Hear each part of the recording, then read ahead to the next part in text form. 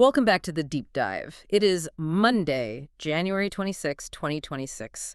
And, we're looking at a week that, on paper, might just look like another set of tournament results. Right, but it really wasn't. If you were paying attention to the fine print, this was a week where the tectonic plates of the sport really started to grind against each other. That is the perfect way to frame it, Yeah. because you have this incredible duality. Exactly. On one hand, the absolute establishment asserting control. Scottie Scheffler winning his 20th event, Patrick Reed taking a Rolex Series title. The old guard. The old guard. But then, sort of underneath that heavy layer of concrete, you have these weeds breaking through. An 18-year-old doing things that, frankly, shouldn't be possible. And a huge geopolitical fight over public golf in Washington, D.C., of all places. So we're not just reading scores today. We are auditing the global landscape from January 21st to the 25th. We've got the PGA Tour, the DP World Tour, some big updates from the USGA. It's all on the table. So let's start with the biggest headline. La Quinta, PGA West. Scottie Scheffler wins the American Express. He shoots 27 under par, wins by 3 strokes. I mean, it almost feels like standard operating procedure for Scottie, right? It feels that way, doesn't it? Yeah. But we really have to pause and look at the magnitude of this specific win. This is career victory number 20 on the PGA Tour. Which puts him in some really rarefied air. Rarefied is putting it mildly. He joins Jack Nicklaus and Tiger Woods. That's it. That's the list. That is the entire list. Those are the only players to reach 20 wins before the age of 30. I mean, think about the names who aren't on that list. Rory, Spieth, Phil, none of them got there this fast. And 20 wins, it's not just a number for the record books. It unlocks something very specific on the tour, doesn't it? It unlocks the golden ticket, lifetime membership. Job security in professional golf is, well, it's an illusion for almost everyone. Right. You play bad for a couple of years, you lose your card. Exactly. But with 20 wins, Scottie Scheffler never has to worry about his status again. He effectively owns his spot on tour for as long as he wants it. He's playing with house money for the rest of his life. And you could see that confidence on Sunday. It wasn't flashy, but it was just suffocating for the other guys. That's the perfect word, suffocating. I mean, you had guys playing incredible golf. Jason Day, Andrew Putnam, all finished at 23 under. 23 under. In almost any other year, that gets you a trophy. But Scottie had that little burst on the front 9. Holes 4 through 9. He makes 4 birdies there, and that was it. He took a tight contest and just separated. And the thing about Scheffler is he doesn't give shots back. When he gets ahead, he just insulates himself from all the drama. It's boring in the most impressive way possible. It really is. But if Scottie was the boring excellence, the real electricity was coming from a kid who, technically shouldn't have even been there. Blades Brown. The 18-year-old amateur, this was the story that had everyone, texting each other on Friday night. He shoots a 60. A 60 at the Nicklaus tournament course. I mean, we've seen pros go their entire careers without sniffing that number. He's the youngest player in PGA Tour history to shoot 60 or better. But you know what? The score is amazing, but the backstory, that tells you everything about this next generation. You mean how he even got to the tournament? Yeah. This wasn't some, carefully planned schedule. He was playing the Korn Ferry event in the Bahamas right before this. Okay. Makes the cut there, grinds it out, and then has to get to California. And he doesn't have a corporate jet sponsor. Of course not. No. He uses a private jet coupon. A coupon he won years ago. Oh, wait, a coupon, like a voucher. A voucher. That is incredible. That sounds like something I'd find in a junk drawer. It's amazing. He flies cross country, tees it up, and plays competitive golf for 8 straight days. By the time the weekend hit, he was tied for the lead. But I think what happened on Sunday is maybe the most important part of the story. I agree. He faded, shot a 74, dropped to a tie for 18th. Because he just ran out of gas, right? Completely. And that's the difference between talent and being tour ready. Talent is shooting a 60. Tour ready is having the stamina to do that after flying across the country and then beat Scottie Scheffler on Sunday.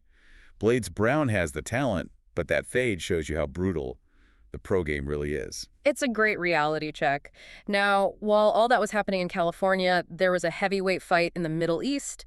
The DP World Tour's hero Dubai Desert Classic. A Rolex Series event, big purse, big names, and at the top of the leaderboard, Patrick Reed. Playing for the 4 aces. He wins by 4 shots at 14 under. Now, Reed is a, let's say, polarizing figure. Yes. But a win's a win. Does this actually change his standing in the broader golf world? Oh, it absolutely does.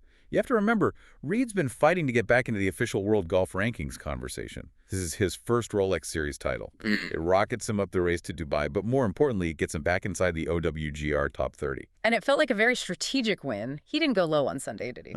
No. He shot even par. Yeah. That's veteran savvy.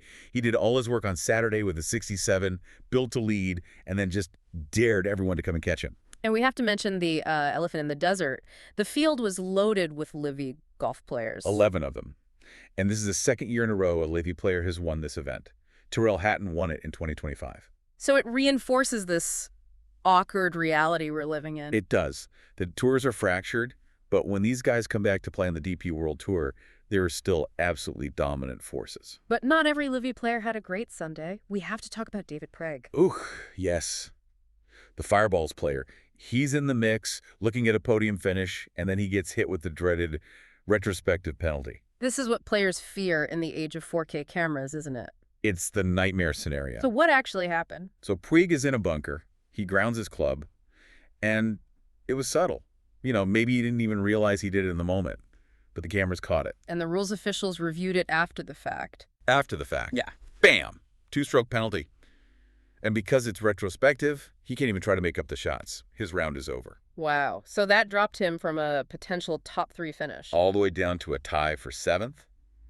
That's a lot of money and a lot of ranking points just gone. That is brutal. Okay, let's widen the lens a bit. The Champions Tour was in Hawaii. And Stuart Sink is just...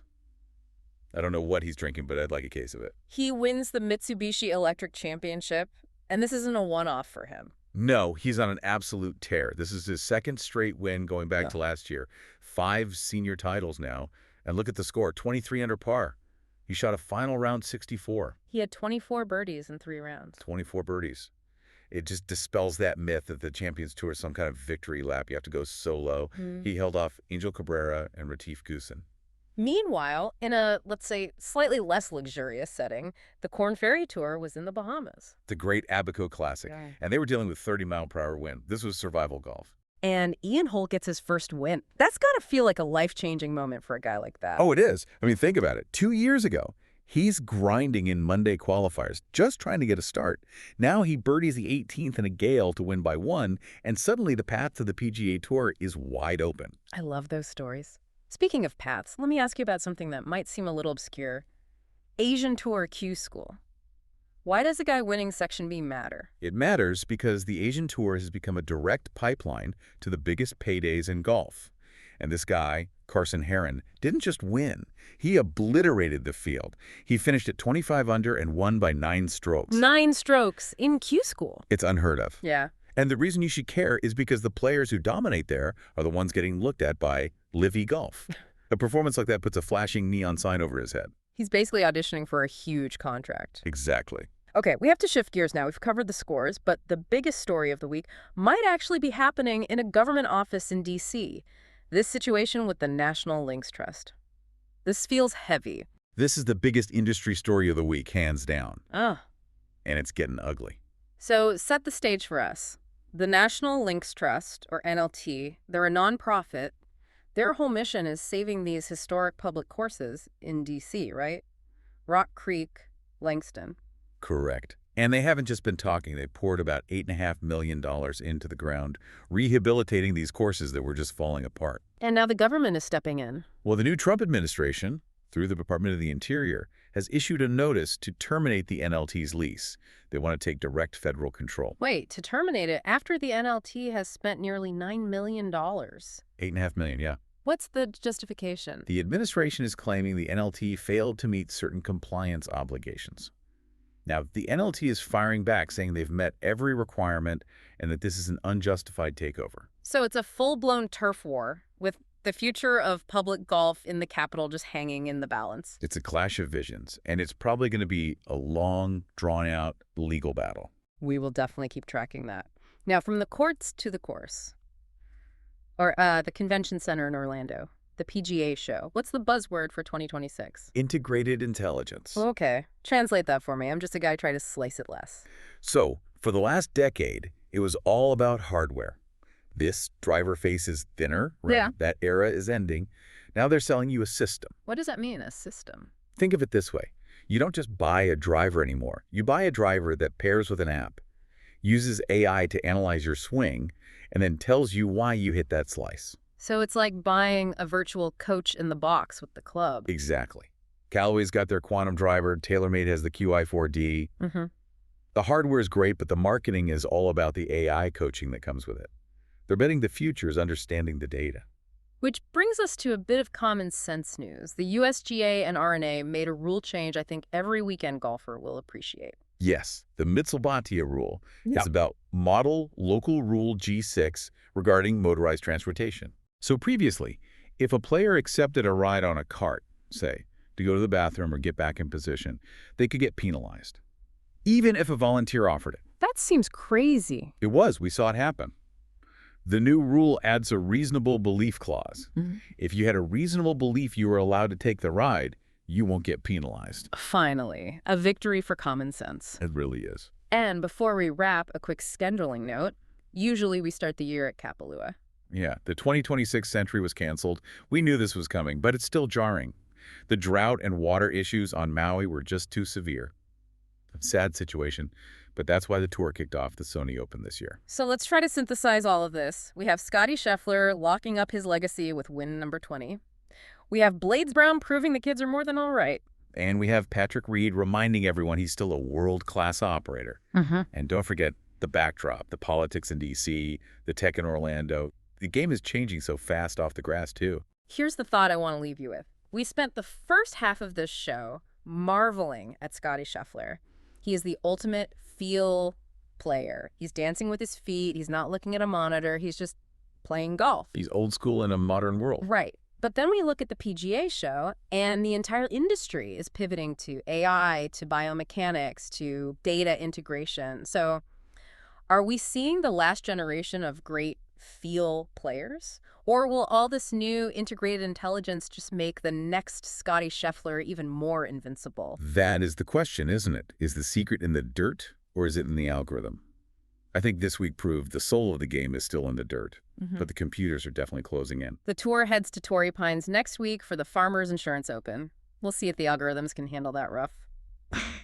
Thanks for listening to this deep dive. See you next time.